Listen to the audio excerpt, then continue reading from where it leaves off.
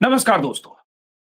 अमेरिकी राष्ट्रपति ट्रंप के लेटेस्ट अल्टीमेटम के बाद दुनिया मानकर चल रही है कि आज रात, मंगलवार की रात, आधी रात के बाद ईरान पर अमेरिका जबरदस्त हमले करेगा, बमबारी करेगा, ईरान के पावर प्लांट्स, एनर्जी प्लांट्स को उड़ा देगा, अगर ट्रंप की माने तो। लेकिन क्या अमेरिका ऐसा करेगा? और अगर ऐसा करेगा तो ईरान की क्या तैयारी है? ईरान कैसे जवाब देगा? ईरान कैसे रिटेलिएटरी एक्शन करेगा? इस पर भी पूरी दुनिया की नजर है।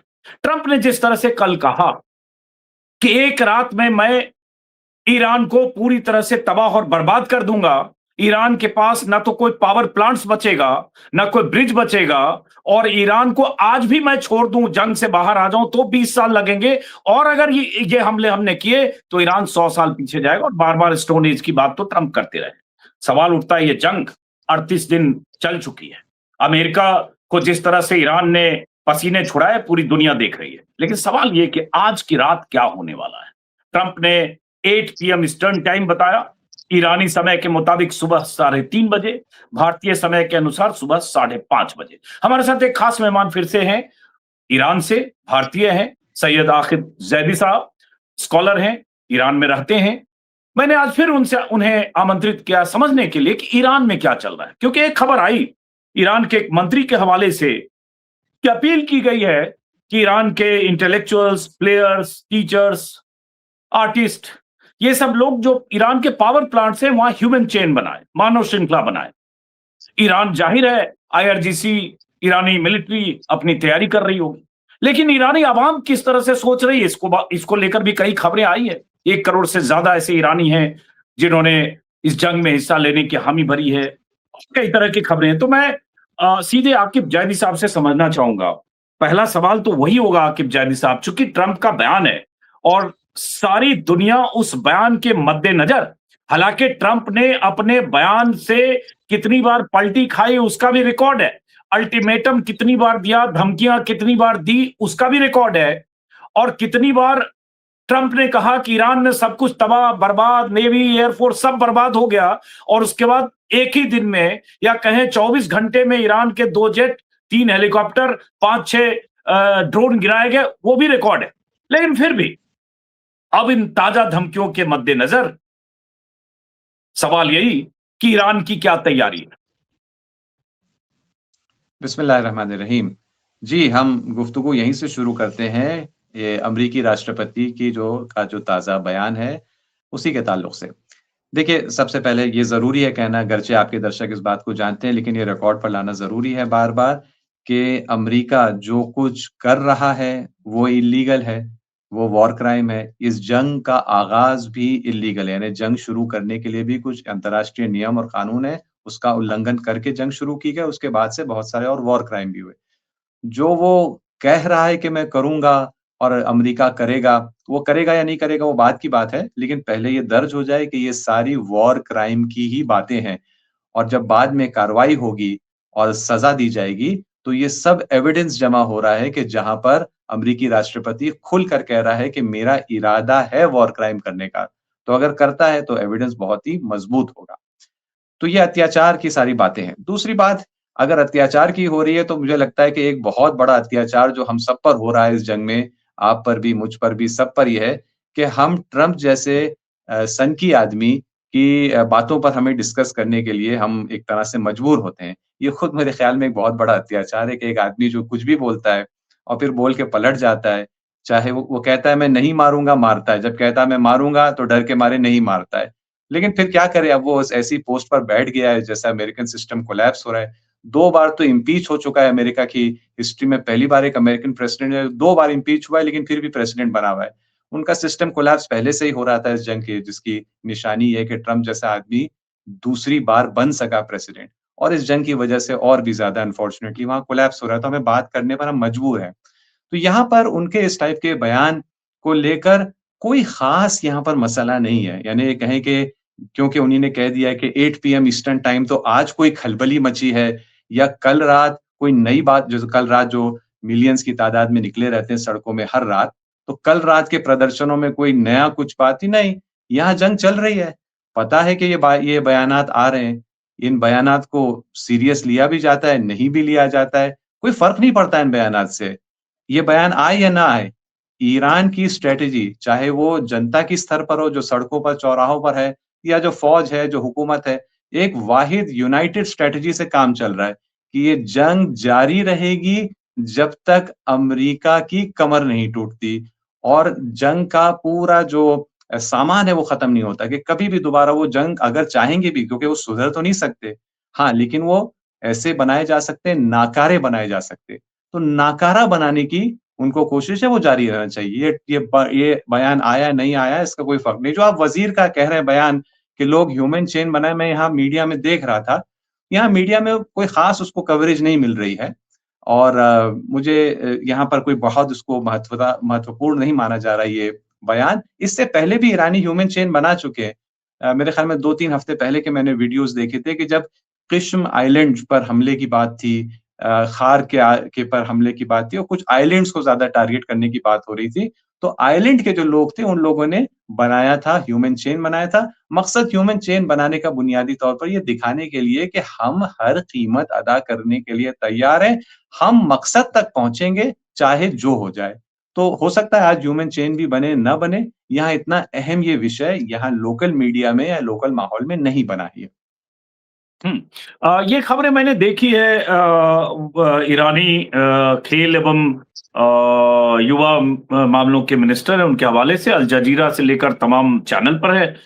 तो इसलिए मैंने जिक्र किया। दूसरी बात कि एक म्यूजिशियन का वीडियो आ रहा है स्क्रीन पर, चाहें तो वो वीडियो दिखाएं, जो किसी पावर प्लांट के बाहर म्यूजिक प्ले कर रहे हैं। जाहिर है जंग के साए में संगीत का एक दुनिया को संदेश देने का इरादा है। पता नहीं, जैसे ये तो है, ईरान से आई है तस्वीर आज। इनका नाम है अली खासमारी। अगर नाम मैं सही उच्चारण कर रहा हूं तो आप इसको सुधार दें। तो इस तरह की तस्वीरें आ रही है और जो आपने कहा जैदी साहब, इसमें कोई शक नहीं कि वार क्राइम है।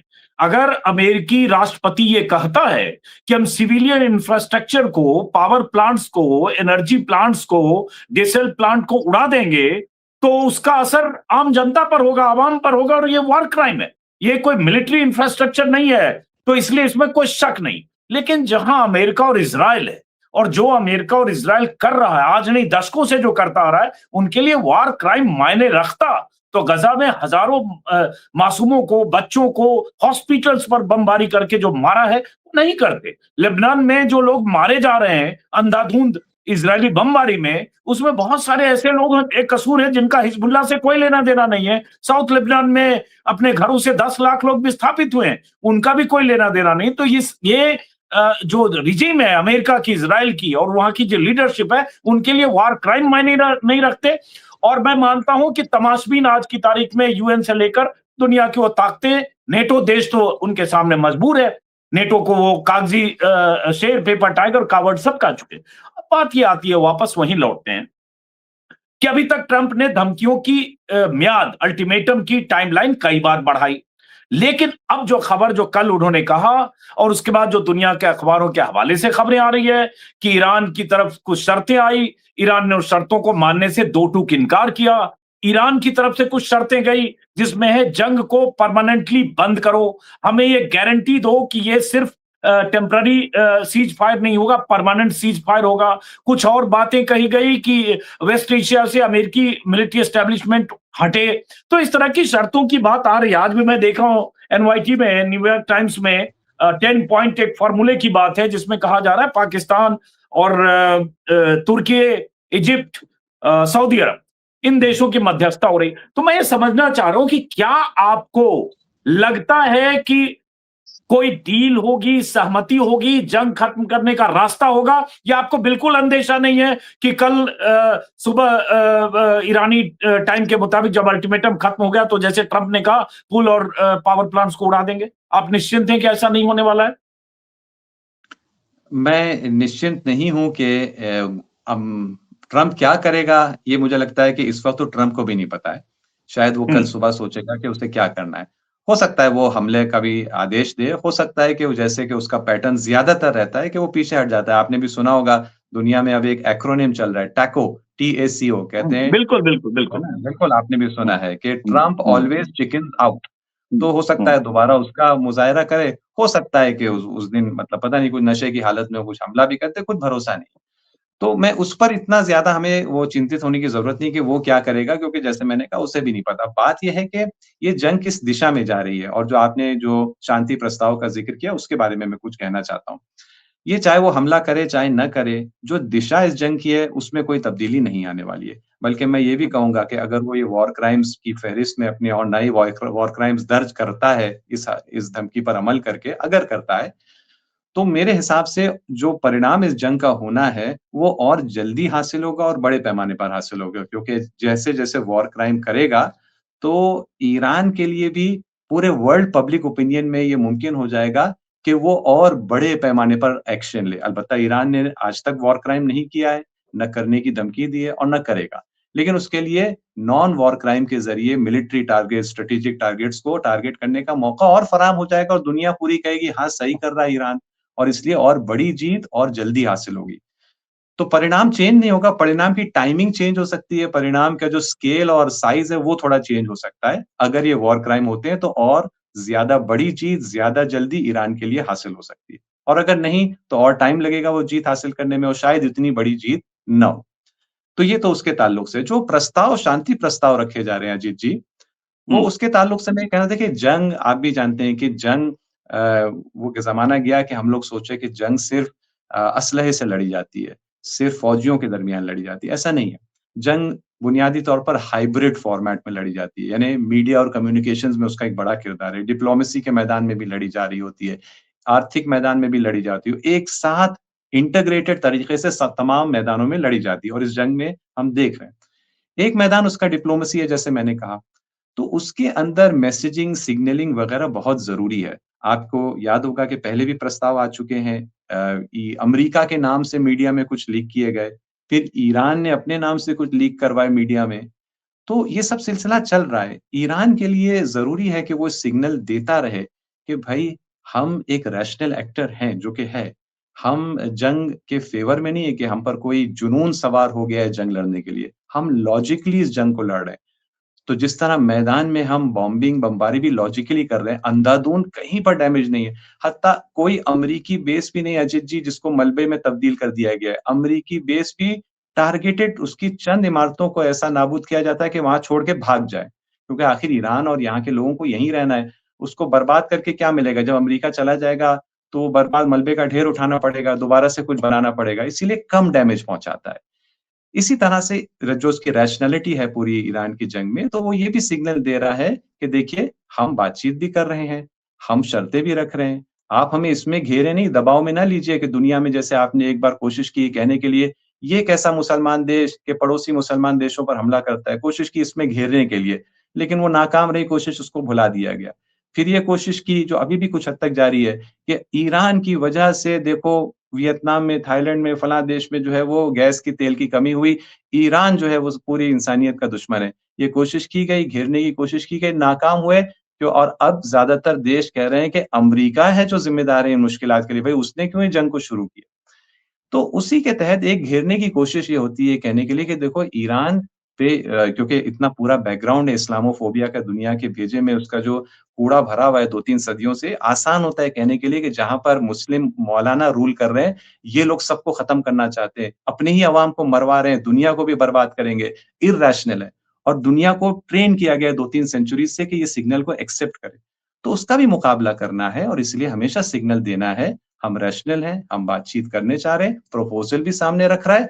लेकिन ये प्रपोज़ल आप भी जानते हैं अजीत जी, ये प्रपोज़ल ऐसा नहीं है कि अमेरिका उसको फ़ौरन एक्सेप्ट कर सकता है क्योंकि अमली तौर पर इफ़ेक्टिवली इस ईरानी प्रपोज़ल का एक्सेप्टेंस है अमेरिकन सरेंडर। अगर वो एक्सेप्ट कर लेता है, तो बहुत खूब, अमेरिका का सरेंडर फ़ौरन हासिल हो गया। लेकिन अभी अमेरिका सरेंडर के नुक्ते तक पहुँचा नहीं है। उसके लिए जंग और जारी रहना पड़ेगी और उस वक़्त वो आएगा समय कि ये शर्तें बल्कि इससे भी ज़्यादा अहम शर्तों को आखिर अमेरिका कबूल करेगा। जो खबरें आ रही है सरेंडर पर हमने आपसे 2-3 बार बात की समझने के लिए कि जब आप कहते हैं अमेरिकन सरेंडर, तो उसका मतलब क्या होता है, इसलिए मैं उस पर रिपीट नहीं करूंगा। लेकिन जो कल खबर आई थी, आप चूंकि बहुत वाबस्ता रहते हैं, अवेयर रहते हैं खबरों से, दुनिया भर की खबरों से, कई बार मुझे हैरानी भी होती है।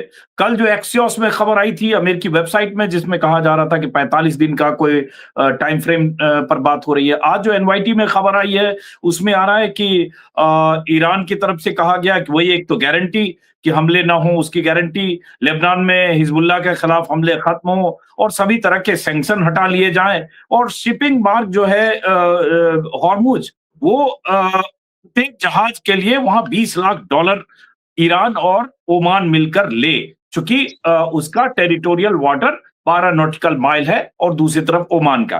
तो इस तरह की बातें आई है, और ईरान अपनी हिस्सेदारी का उपयोग अमेरिकी इजरायली हमलों से जो स्ट्रक्चर खत्म हुए हैं उसके पुनर्निर्माण में करे और मुआवजा दे।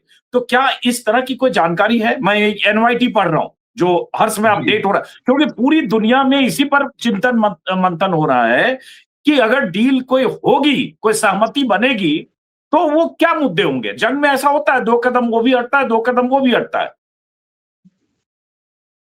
अजीत जी, ईरान 47 साल से एडजस्ट कर रहा है और वो जो कदम उठा सकता है वो नहीं उठा रहा है, और 47 साल तक उसने दुनिया को ये मौका दिया, अमेरिका को ये मोहलत दी कि वो होश में आए, और दुनिया को ये मौका दिया कि वो हक का साथ दे। स्ट्रेटेजिक पेशेंस 47 साल से, जेसीपीओए हुआ न्यूक्लियर डील में, जो ईरान के एनपीटी के तहत बाज़ उसके हक हैं, ईरान ने कहा चलो ठीक है, इनमें से बाज़ अपने राइट्स हम फिलहाल गिव अप कर देते हैं। बहुत ऐसी और मिसालें हैं। वो पीरियड अब खत्म हो चुका है। ये जंग में ईरान का मकसद टिके रहना नहीं है, और मैं फिर दर्शकों को सब तक ये पैगाम पहुँचाना चाहता हूँ कि वो दिन गए कि ईरान ये जंग में सोच रहा है कि अगर हम टिक गए तो हम जीत गए। वो आज से 40 साल पुरानी जंग थी। वो भी जंग में पूरी दुनिया को लेकर अमेरिका, यूएसएसआर आए थे ईरान से लड़ने। सद्दाम सामने चेहरा था, पीछे सब बैकिंग पे सब लोग थे। उस जंग में अभी ईरान नया-नया आज़ाद हुआ था, और उस जंग के दौरान यूएसएसआर या अमेरिका पावरफुल भी था उस ज़माने में। वहाँ पर ईरान का मकसद था कि हम टिके रह जाएँ, और टिका रहा 8 साल की जंग में, और वो उसकी बड़ी जीत थी। लेकिन अब 40 साल गुज़रने के बाद और 40 साल की तैयारी के बाद ईरान अब टिकने के लिए जंग नहीं लड़ रहा है, ये घुटने टिकाने के लिए जंग लड़ रहा है। तो इसको एक्सेप्ट अभी करने की ज़रूरत है। अभी तक मैं देखता हूँ, मैं इंटरव्यू देता हूँ, अभी भी बहुत जगह इस टाइप की बात होती है, ईरान कब तक टिकेगा? या ये बात होती है, ईरान समझौता क्यों नहीं करता? या ये बात होती है कि तारीफ़ जब ईरान की होती है, तो कहा जाता है मान गए उसके जज़्बे को। भाई सिर्फ़ जज़्बे को क्यों मान गए? उसकी स्ट्रैटेजी, उसकी प्लानिंग, उसके रिसोर्सेज़ को क्यों नहीं मानते? वो जो पुरानी हमारी मेंटालिटी है कि प्लानिंग स्ट्रैटेजी तो सिर्फ़ गोरे कर सकते हैं, रिसोर्सेज़ तो उनके पास होते हैं। अगर कोई गोरों के अलावा कोई जीतता है जंग, तो सिर्फ़ अपने जज़्बे की वजह से। वियतनामीज़ अगर जीते तो वाह! क्या देश प्रेम था। यकीनन देश प्रेम था, यकीनन बहुत जज़्बा था। ईरान में भी वो सब है, उसके अलावा ईरान में स्ट्रैटेजी है, प्लानिंग है, मटीरियल रिसोर्सेज़ है। इस ये जंग डेविड और गोलायत की जंग नहीं है कि कहें कि America super power, Iran underdog, और अंडरडॉग देखो जीत रहा है। ये 40 साल पुराने वाले तस्वुरात हैं। इस वक़्त 2 बड़ी आलमी ताकतों के दरमियान मुकाबला है। एक अमेरिका जो अपने बुढ़ापे में पहुँच गया है आखिरी दिन में, लेकिन अभी भी पावर है उसके पास। और ईरान जो बहुत पावरफुल था और अभी भी है, लोग अब पहचान रहे हैं उसके पावर को। तो ये मुकाबले में ईरान अब घुटने टिकाने के लिए, दुनिया बदलने के लिए इस जंग को लड़ रहा है। इसीलिए हम बहुत जल्दी एक्सपेक्ट न करें। जो ट्रेंड्स अभी जारी हैं, उसमें ईरान के फ़ेवर में है कि वो इस नाजायज़ जंग के बहाने जो उसके ऊपर थोपी गई है, जो वॉर क्राइम्स किए जा रहे हैं, उसके बहाने उस मौके को पूरा फ़ायदा यूज़ करके हमेशा से इन ज़ालिमों का जो डोमिनेशन है इस वेस्ट एशिया के रीजन में, उसको खत्म करे, ताकि पलट कर दोबारा ना ईरान पर ज़ुल्म हो सके, ना फ़िलिस्तीनियों पर ज़ुल्म हो सके, 100 साल से ज़्यादा हो गए, ना यमन में जेनोसाइड हो सके, ना लेबनान में बार-बार जंगें थोपी जाएँ, ना इराक के वो हालात हो, ना सीरिया को एक फ़ॉरेन कॉलोनी बनाया जाए। इस पूरे इलाके में पीड़ा है अजीत जी, और पीड़ा बहुत पुरानी है। उस पीड़ा को ख़त्म करने के लिए हमेशा के लिए, इस एरिया के लिए फ़िलहाल, ये जंग लड़ी जा रही है। यहाँ टिक पाना कोई अब अचीवमेंट नहीं है ईरान के लिए, वो 40 साल पुरानी जंग थी। यहाँ घुटने टिकाना टारगेट है। ये जो साम्राज्य है अमेरिका, इस्राइल, एप्स्टीन गैंग के घुटने टिकाना। लेकिन एक बात तो है ना, ये सही है कि सिर्फ हौसले से मिसाइलें नहीं चलती। मिसाइल चलती है अगर 2000 किलोमीटर, तो हौसला नहीं जा रहा है, वो मिसाइल जा रही है। और उसके बाद भी अगर सीएनएन की कोई रिपोर्ट आती है अमेरिकी इंटेलिजेंस एजेंसीज के हवाले से कि 50% से ज्यादा मिसाइलें अगर ईरान में अंडरग्राउंड है, मिसाइल सिटी में है, और वो मिसाइलें रोज दागी जा रही है। कल भी हाइफा में गिरी मिसाइल, आज भी कहीं वेस्ट एशिया में कहीं किसी स्ट्रक्चर पर गिरी, तो जाहिर है वो हौसला जज्बा नहीं है, मिसाइल और टेक्नोलॉजी है और तैयारी है। तभी इतनी बॉम्बिंग के बाद जब अमेरिका 10 बार नहीं 50 बार कह चुका कि उनकी मिसाइल पावर खत्म हो गई, उसके बाद भी हर रोज मिसाइल गिर रही है, दागे जा रहे हैं। और 3 दिन पहले ही हमने देखा भाई F-35 को मार गिराना हो या हेलीकॉप्टर्स को, ये कोई मामूली बात नहीं है, ये रिकॉर्ड बनाया, सही है। अब बात आती है, इसमें एक अप्रिय स्थिति भी है कि जो ट्रंप ने कल कहा कि 7 घंटे तक ईरान के स्काई में उनके जेट्स, फाइटर जेट, हेलीकॉप्टर्स और 2 दर्जन जहाज रहे और ईरान की लैंड से, सरजमी से अपने पायलट को कहें उठाकर या रेस्क्यू करके क्रू मेंबर को ले गए। तो ये तो एक बड़ी कामयाबी अमेरिका ने हासिल कर ली ईरान में। तो लोग सवाल उठाए कि इसका मतलब ईरान का क्या एयर पावर या मिलिट्री पावर बहुत न्यूट्रलाइज हो गया कि ईरान में घुसकर अमेरिका ने अपने लोगों को निकाल लिया? जी अजीत जी, अव्वलन तो देखिए ये फ़िलहाल अमेरिका का दावा है कि उसने निकाल लिया वग़ैरह, हो सकता है सही भी हो। मैं इनकार नहीं कर रहा हूँ, बस मैं ये कह रहा हूँ कि इसको अभी हम बिलीव नहीं कर सकते। अगर हम इसको रिजेक्ट भी नहीं कर रहे हैं, तो बिलीव भी अभी फ़िलहाल नहीं कर सकते। अमेरिका बहुत दावे करता है, बहुत बातें करता है, ख़ास तौर पर आजकल का ट्रम्प वाला अमेरिका। तो अगर मान लीजिए वो ले भी गए, अगर वो मान लीजिए कि ले भी गए, तो क्या हासिल हुआ? क्या हासिल हुआ? पूरी जो जब अब आप भी ख़ैर आप ये शायद आपके दर्शक ये समझेंगे, एक कहावत ये हुआ करती थी, पता नहीं आज भी यूज़ होती है कि नहीं, कि लख लुटे और कोयलों पे मोहर। लाखों जो है वो लूटे जा रहे हैं और जो कोयला घर पे रखा हुआ है उसको हमने बचा के रख दिया है। क्या इससे हासिल है? आप एक पायलट को निकाल के ले गए, आपका पूरा वर्चस्व यहाँ खत्म हो गया। न्यूयॉर्क टाइम्स जैसा जो है न्यूज़पेपर आज से 2 हफ्ते पहले कहता है कि कम से कम 13 बेस तो बर्बाद हो ही गए हैं। हर मुल्क में अमेरिका की एम्बेसी ये ऐलान कर रही है कि जितने अमेरिकन है इस इलाके के मुल्क, जितने अमेरिकन है फौरन यहाँ से खारिज हो जाएँ, निकल जाएँ, अपनी जान बचा के चले जाएँ। और आईटी की कंपनीज़ यूँ परेशान, अमेरिकन पेट्रोल कंपनीज़ यूँ परेशान। तो उसमें आप एक पायलट को निकाल के ले गए, ठीक है, आप खुश रहिए, अगर सच है, सब में अगर भी कह दूँ, आप खुश रहिए। लेकिन जो उन्हीं ने कहा है दावा, वो मुझे लगता है कि मैं अगर मिसाल दूँ, क्योंकि ये भी खुलने वाली है थोड़े दिन में ये बातें। सितंबर 11th की मैं इसे तशबीह करना चाहता हूँ, कि तुलना करना चाहता हूँ। सितंबर 11 जो है अलबत्ता वो बहुत बड़ा वाक़या था, ये पायलट को निकालना उसके मुकाबले में बहुत छोटी चीज़ है। सितंबर 11 से जो मुझे मेल खाती हुई चीज़ नज़र आती है वो ये है कि सितंबर 11 में एग्ज़ैक्टली क्या हुआ, कौन-कौन इन्वॉल्व था, क्या था, वो उसके बारे में बहुत सवाल है, अभी क्लियर नहीं है। इतना अगर उसमें एक चीज़ क्लियर है, तो वो ये है कि जो ऑफ़िशियल रिपोर्ट में जो नैरेटिव है, उसमें बहुत मुश्किल है। यानी वो जो कह रहे हैं, वो तो नहीं है। क्या है एग्ज़ैक्टली अभी तक नहीं पता है, 25 साल से ज़्यादा हो गया और मुझे लग रहा है कि अब 25 साल तो गुज़रे, लेकिन अब 30 साल नहीं गुज़रेंगे, खुलेगा उसका राज़। मैं क्यों उससे मिला रहा हूँ? कल जो इनका ये क्लेम है कि हम पायलट बचाकर ले गए और ये सब है, समझ में आ रहा है कि बात ये नहीं थी। क्यों? क्योंकि ये पूरा ऑपरेशन वहाँ हुआ, जो 200 किलोमीटर दूर है उस जगह से जहाँ पर पायलट गिरा। अब कोई पायलट गिरने के बाद 200 किलोमीटर पैदल कहीं और जाएगा, वहाँ से उसको लेंगे, ये सवाल है। या इसके अंदर जो कम से कम उनके 4 हवाई जहाज़ वहीं पर ख़त्म हुए, एकदम जल गए, ध्वस्त हो गए। उन्हीं ने खुद बॉम्बिंग करके नाबूद किया, ईरानियों ने इस पर डिसएग्रीमेंट है, लेकिन ये तो एविडेंस मौजूद है। कि 4 बर्बाद है, उसमें 2 सी-130 हैं। सी-130 अजित जी इतने ह्यूज प्लेन हैं, एक पायलट को निकालने के लिए आप इतना बड़ा प्लेन क्यों लाएँगे? कोई मायना रखता है ये? वो तो थोड़ी ये तो हैरानी समझ मुझे भी हुई कि भाई C-130 वो लैंड कैसे किया वहां पहाड़ी इलाके में, कोई एयर स्ट्रिप नहीं है। और अगर आप तो कहते हो कि उसको बॉम्बिंग करके आपने डिस्ट्रॉय कर दिया, जो ट्रम्प ने कल भी कहा, तो पहले लैंड कैसे किया, क्या सोच के लैंड किया और कहाँ टेक ऑफ करता? तो ऐसे हाँ, बहुत सारे सवाल इसमें हैं जो आप कह रहे हैं। बहुत सारे सवाल हैं। तो ये तो पता है कि वो जो कह रहे हैं, वो तो बात जो समझ में नहीं आती, इतनी अकल तो दुनिया वालों के पास, हम सबके पास है कि भई वो जो आप कह रहे हैं, वो तो नहीं है। तो क्या था ये? इस पर अभी पूरी तरह पर स्पष्ट नहीं है। ईरानी मीडिया में कुछ बातें हो रही हैं।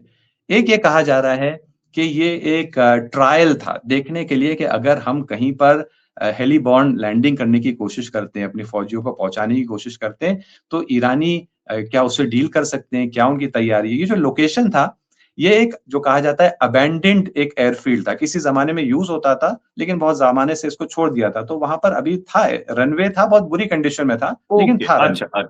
हुँ। हाँ, तो उसको चलिए यूज़ किया। अच्छा है, ये मुझे जानकारी नहीं थी। मैं कल से इसको क्यूरियस हो रहा जी, था जी। कि जी, इतना बड़ा तो प्लेन उतरा कैसे वहाँ? हाँ। बिल्कुल, तो एक पॉसिबिलिटी है वो खुद ट्राई कर रहे थे, देख रहे थे कि भई देखें क्या होता है और उन्होंने देख लिया। वहाँ पर पता है ये फ़ेल कैसे जो भी करने आए थे वो फ़ेल हुआ और इतनी उनकी बर्बादी और इतना नुकसान उसी एक ऑपरेशन में हुआ, वो कैसे शुरू होता है? ज़ाहिर-सी बात है वो उससे तो किसी तरह निकल पाए, एयर डिफेंस से किसी तरह निकल पाए। लेकिन किसने उनको नाबूद किया? वहाँ पर इत्तेफ़ाक से उसके एरिया में आस-पास 4 मामूली फ़ौजियों की एक टीम थी, अपनी गाड़ी में थे। गश्त लगा रहे थे और ज़ाहिरन उनके पास सिर्फ़ एक शोल्डर से लॉन्च करने वाली एक आरपीजी जो कहेंगे, जो रॉकेट लॉन्चर था। वो चारों के 4 शहीद हो गए हाँ, चारों के 4 शहीद हो गए। लेकिन उन चारों ने इस पूरे ऑपरेशन को ऐसा फ़ेल कर दिया कि कम से कम 4 उनके बड़े हवाई जहाज़ का वहाँ पर मलबा जल रहा है और उसके अलावा और बहुत सारे डैमेज हुए और वो यहाँ से दुम दबाकर भागे। तो उन्हीं ने ट्राई करके अगर देख लिया तो अभी तो मेन आर्मी-वार्मी तो लड़ने भी उनसे नहीं आई थी। यही 4 फौजियों ने उनका ये काम कर दिया जो इत्तेफ़ाक से उस एरिया में थे, उन्हीं ने देखा कुछ हो रहा है, अपनी गाड़ी लेकर तेज़ी से आए इसके नज़दीक और ये क उन्हीं ने ऑपरेशन शुरू कर दिया। दूसरा एक एहतिमाल है, कहा जा रहा है कि शायद वो चाह रहे थे कि किसी तरह एनरिच्ड यूरेनियम को ढूँढें, निकालें, हुँ, ग्राउंड फोर्सेज़। हाँ, मुझे ये कहानी भी पर्सनली चल लगता रही है है। हाँ, हुँ, हाँ, मुझे पर्सनली लगता है इसके चांसेस कम है, लेकिन बहरहाल थियरी है, अभी भी एक थियरी है क्योंकि वो एनरिच्ड यूरेनियम कोई सड़क के किनारे थोड़ी रखा है कि आप जल्दी से रात हुँ, में आएँगे, उतरेंगे, उसको पैक करके ले जाएँगे। वो तो अगर या तो वो मलबे के नीचे है, जो कहते हैं हमने जून में धमाके किए थे, या मलबे से निकाल कर बहुत सेफ जगहों पर छोटे-छोटे यूनिट्स में करके उसको ले गए, तो मुझे नहीं लगता। लेकिन बहरहाल एक थियरी है, तो मैंने सोचा आपके दर्शकों के सामने वो थियरी रख दूँ। हुँ, मैं वही जो कह हुँ, रहा था अपनी बात को पलटता हूँ, वो जो कह रहे हैं कि हम आए पायलट को बचाने नहीं आए, कुछ और करने आए थे। वो क्या है हमें नहीं पता, लेकिन कुछ और करने आए। लेकिन जो भी था, बुरी तरह मुँह की खाई और निकले और इसकी हुँ, एक सबूत आपके दर्शक भी ये समझेंगे, जो सबसे ज़्यादा पागलपन का ट्वीट अभी तक आया है ट्रम्प हुँ, साहब का, हुँ, जिसके अंदर उन्हीं ने गाली भी दी और फिर जो हुँ, है वो इंग्लिश में लिख दिया अल्लाहू अकबर, इंग्लिश में तो हुँ, तर्जुमा होता है अल्लाहू अकबर का, हुँ, वो भी हुँ, लिख दिया। जो उनके बावलेपन का ट्वीट आया है, हुँ, वो हुँ, इत्तेफ़ाक से इसी फ़ील्ड ऑपरेशन के बाद आए। तो जो भी करने हुँ। आए थे, उसमें इतनी बुरी हाँ, तरह मुँह की क्रेज़ी खाई, क्रेज़ी और गाली भी दी, जो मैं अब क्या गाली बोलूँ, दी एक और प्रेसिडेंट अगर हाँ, क्रेज़ी बास्टर्ड बोलता है, तो उस प्रेसिडेंट को हज़ार लानतें हैं कि ऐसा कोई हेड ऑफ स्टेट इस दुनिया में है, जो इस तरह के शब्दों का इस्तेमाल करता। मैंने अपने वीडियो में भी कहा, ये सड़क छाप जी वो बिल्कुल। भाषा है, जो कोई लिख नहीं सकता, कहीं बोलता होगा और वो प्रेसिडेंट जी बिल्कुल, पब्लिकली लिख रहा है। तो इससे बड़ी बात लिख रहा है। शर्मिंदगी की क्या होगी? तो ये कब आता है ये ट्वीट, ये मैसेज कब आता है? इसी ऑपरेशन के फेल होने के बाद जो पहला मैसेज है वो ये मैसेज है। तो हुँ, इससे भी शायद हम जोड़ सकते हैं कि जो भी करने आए थे, गरचे हमें एग्ज़ैक्टली नहीं पता क्या करने आए थे। ईरानी भी नहीं कह रहे हमको पता है क्या करने आए थे। ईरानी भी कह रहे हैं अभी हम स्टडी कर रहे हुँ, हैं कि क्या-क्या मकसद था, हो सकता है उनका रहा हो। लेकिन जो भी मकसद था उसमें न सिर्फ़ ये कि फेल हुए, बल्कि इतनी बुरी तरह मुँह की खाई कि अब आगे उनके बहुत सारे प्लान्स इसकी वज़ह से तब्दील होंगे और ट्रम्प साहब का सबसे ज़्यादा पागलपन का जो मैसेज और ट्वीट है, वो भी इसी शिकस्त के बाद ही वो हुँ। इश्यू होता है और सामने आता है। जी, तो अब जो है आखिरी इस पे आ रहा हूँ कि आज जो आप कह रहे हैं कि जो ये खबर आई ईरानी मंत्री के हवाले से कि ह्यूमन चेन के लिए कहा गया, ये कोई ऑथेंटिक नहीं है या ऐसा कुछ नहीं होने वाला। उन्होंने ईरानी नहीं, टाइम नहीं, के नहीं मुताबिक 2 बजे का वक़्त भी दिया। नहीं, मैं नहीं कह रहा हूँ ऑथेंटिक नहीं, हो सकता है ऑथेंटिक हो, उसको उतनी हाँ, अहमियत यहाँ पर हासिल नहीं है कि कहेंगे पूरा देश इसमें लग गया, हर तरफ ये है खबरों में, ऐसा नहीं है। होगी, ऑथेंटिक ओके। होगी, लेकिन जैसे बहुत छोटी-मोटी खबरें होती हैं, ये उस लेवल की फिलहाल ईरान में देखी जा रही है।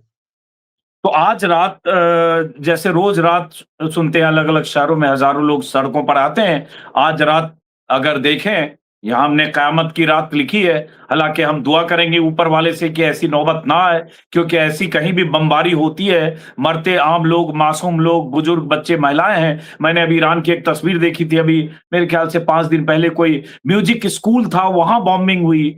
मैंने देखा स्कूल में पहले हमने देखा ही 165 बच्चियाँ मारी गई। तो लगातार ऐसे सिविल इंफ्रास्ट्रक्चर पर बॉम्बिंग हो रहे हैं और जब ये इस अब इवन उस ब्रिज को जो तबाह किया, उसमें भी 13 या 14 लोग मारे गए। तो हम तो दुआ करेंगे कि ऐसी स्थिति ना हो। लेकिन सिर्फ़ आखिर आखिर में ये कि क्या ये आज रात में ईरान में अलग-अलग शहरों में लोग निकलेंगे या ऐसी कोई ईरान में ऐसी कोई प्लानिंग है या ऐसी कोई बात हो रही है? जी, मैं मेरे ख़्याल में ये द आपके दर्शकों को अपडेट इस बारे में देना चाहिए। सबसे पहले तो देखिए जो लोग निकलते हैं, वो उनकी संख्या मैं बता दूँ। मैं जिस शहर में रहता हूँ, उसकी जो जनसंख्या, उसकी आबादी है तकरीबन 10 लाख है। और कोम, इस कोम, शहर में कोम। जी, कोम में जो है वो 10 लाख है, यानी जो हमारे इंडिया में जिसको मेट्रो कहते हैं ना, 10 लाख की आबादी हो गई तो मेट्रो हो जाता है। तो ये उस ल साइज़ का शहर है। इसके मुकाबले में तेहरान जो सबसे बड़ा शहर है, वो सवा करोड़ की आबादी है उसकी। हुँ, तो ये 10 लाख की आबादी का ये शहर है। इस शहर के अंदर इसी शहर के अंदर हर रात जो संख्या निकलती है, क्योंकि एक जगह नहीं है, हर जगह निकलते हैं। वो चंद लाख लोग हर रात कुंभ में ही निकलते हैं। यानी इस लेवल का पार्टिसिपेशन है। तो अगर कहीं पर हमें कहें कि भई यहाँ तो इस शहर में चंद हज़ारों लोग निकले थे, तो वो छोटा शहर है, 50,000 की आबादी, 1 लाख की आबादी, तो वहाँ पर हम कहेंगे चलो हज़ारों का की पब्लिक आई थी हर रात और ये हर रात की बात है। मेरा ये अनुमान है कि आज रात और ज़्यादा निकलेंगे। क्योंकि ये तो साम ज़ा ज़ाहिर हो गया है कि इस कौम को, इस देश को, इसकी जनता को और पूरा जो इस्लामी प्रतिरोध मोर्चा की जितनी जनता है, जितना इनको धमकाया जाएगा और डराया जाएगा, उतनी इनकी हिम्मत और बढ़ती है, उतना इनका कॉन्फिडेंस और बढ़ता है। यानी बिल्कुल उल्टा इफ़ेक्ट होता है। जैसे इन लोग शहीद करते हैं यहाँ के बड़े-बड़े लोगों को, उसका उल्टा इफ़ेक्ट होता है। इसी तरह यहाँ धमकाने और डराने से भी उल्टा इफ़ेक्ट होता है। मेरा अनुमान है कि आज रात संख्या बहुत ज़्यादा होगी और नॉर्मल से भी ज़्यादा। दूसरी बात, ये संख्या जो आज रात बढ़ेगी, अब ये 2-3 दिन तक रहेगी। क्यों?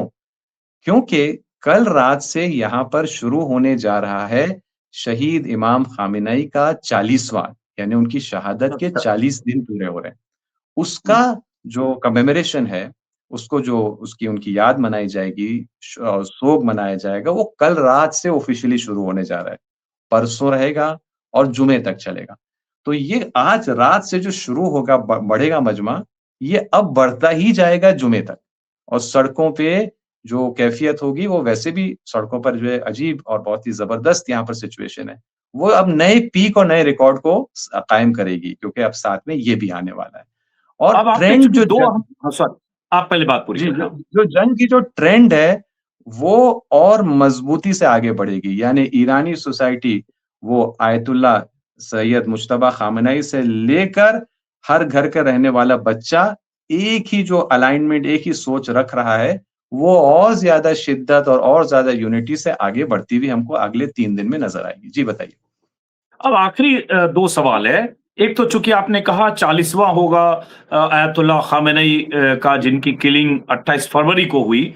लेकिन सवाल ये उठता है कि भाई 40 दिन होने जा रहे हैं, 37-38 दिन हो गए। जो नमाज़े जनाज़ा होता है, अंतिम क्रिया होती है, अ, अंतिम यात्रा होती है, वो क्यों नहीं हो रही है? उसके पीछे कोई वजह है? मेरे ख़्याल में उसकी वजह समझने के लिए हम बस देख सकते हैं कि जो इसी प्रतिरोध मोर्चा की एक दूसरी और अज़ीम शख़्सियत जो शहीद हुई और बहुत अज़ीम शख़्सियत इसमें शहीद हुई हैं, वो है सैयद हसन नसरुल्लाह कि जो सितंबर 2024 में जिन्हें शहीद किया गया था। उनका उनका अंतिम संस्कार, उनका तदफ़ीन, उनकी जनाज़ा ये सब कब हुआ? ये फरवरी 2025 में हुआ है। यानी तक़रीबन 5-6 महीने के गैप के बाद। क्यों? क्योंकि हालात, जंगी हालात इसको डिटरमिन करते हैं, मुख्तलिफ हालात इसको डिटरमिन करते हैं।